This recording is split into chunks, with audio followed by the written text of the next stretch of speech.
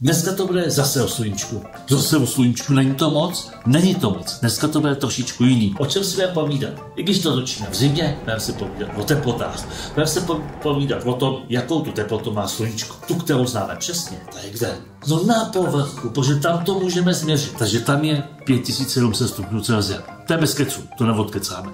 Jaká teplota uvnitř?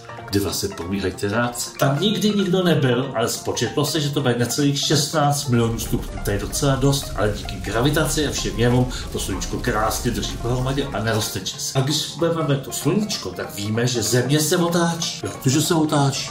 No proto se střídá den a noc. A otáčí se i sluníčko? Na sluníčku jsou takové zajímavé věci. Říká se jim slunečí skvrny. Co to je? To jsou chladnější místa na sluníčku.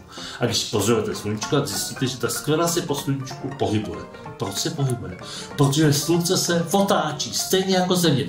A Země se otočí kolem dokola za 24 hodin, sluníčko se otočí za 25 dní. O čem to bude příště? Bude to jak se najmoc.